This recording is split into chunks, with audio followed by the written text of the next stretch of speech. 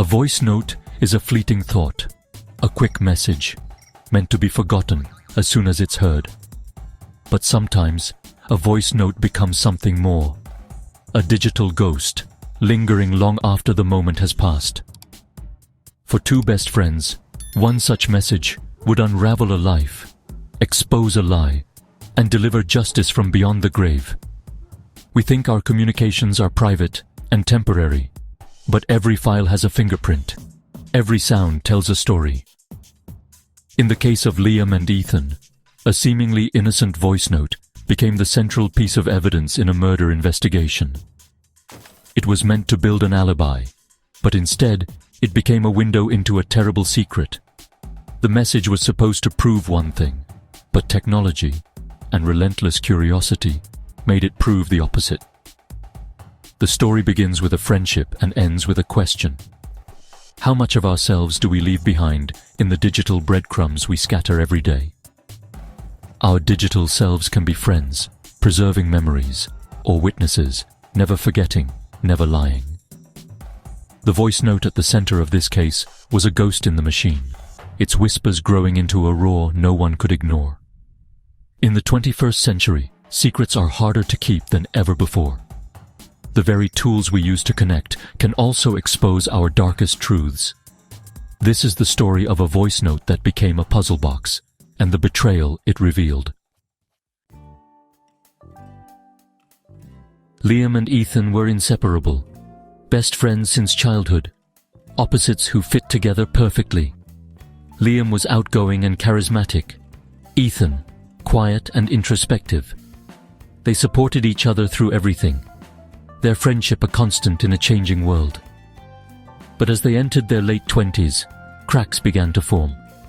Liam's flashy sales job contrasted with Ethan's struggling art career.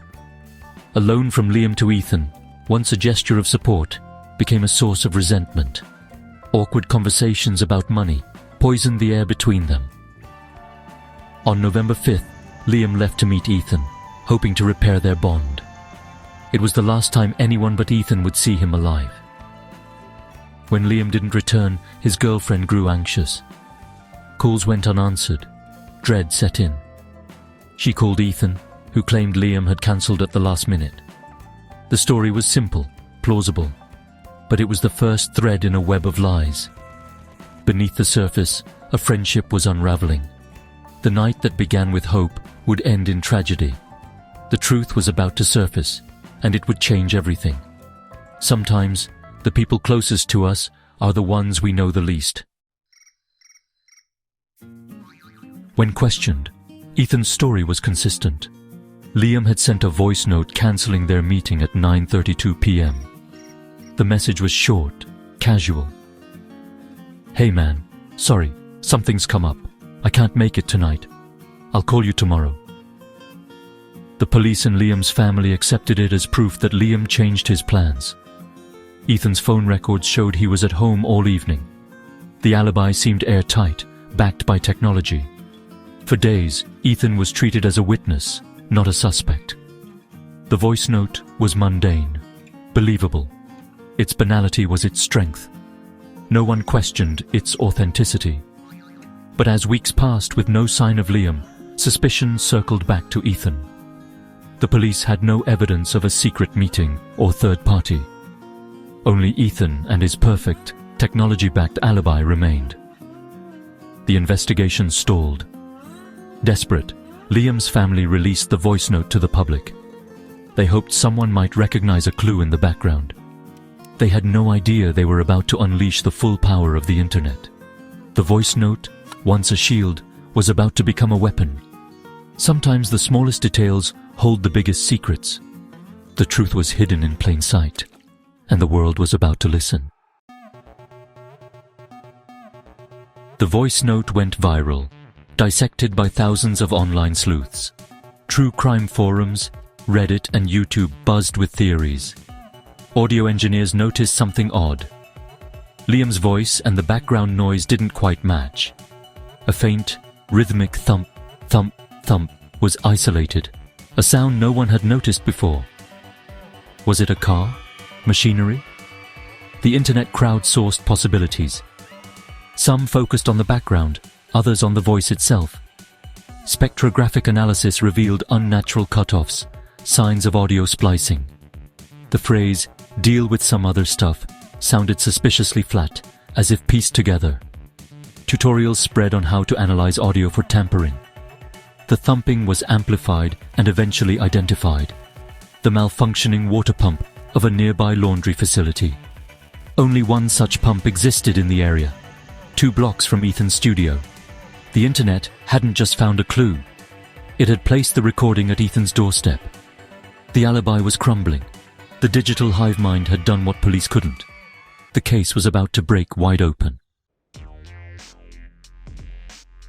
The online discoveries forced police to re-examine the voice note. Digital forensics confirmed the audio was a fabrication. Liam's words were stitched together from old messages. His own voice, used against him. Background noises didn't match. Transitions were unnatural. Ethan, skilled in digital media, had created a fake alibi from digital scraps. The laundry pump's sound was the final nail, a perfect match to the studio's location. Metadata told its own story. Source files predated the night of Liam's disappearance. The final voice note was last modified minutes before Ethan claimed to receive it. He hadn't received a message. He'd created one. The digital ghost in the machine was talking, and it pointed straight at Ethan. Technology had exposed the lie. The evidence was irrefutable. The truth was encoded in the very data Ethan tried to manipulate.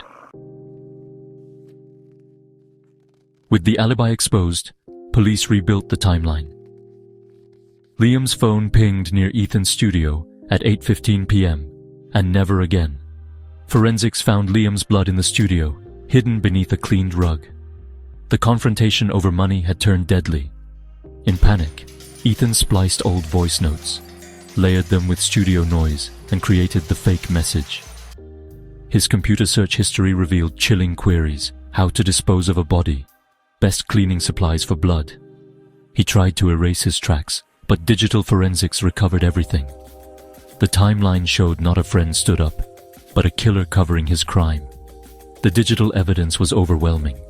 The story Ethan tried to write was undone by the truth in the code. The machine remembered everything. In court, the voice note became the star witness. Jurors heard the original message, then the forensic breakdown, each spliced word, each background sound. The haunting thump of the laundry pump echoed in the courtroom. Ethan's defense collapsed under the weight of digital evidence. The jury saw not a grieving friend, but a calculating killer. The verdict: guilty of first-degree murder. Justice was served, but the cost was immeasurable. The case became a landmark in digital forensics. Every text, every search, every voice note leaves a trace. Our digital lives create echoes. Sometimes those echoes speak louder than we ever intended. A simple voice note, meant to connect friends, became a tool of deception and conviction. In the modern age, our secrets are rarely our own. The truth has a way of being heard, even if it's just a whisper in a recording. The digital ghost in the machine had the final word, and it was the truth.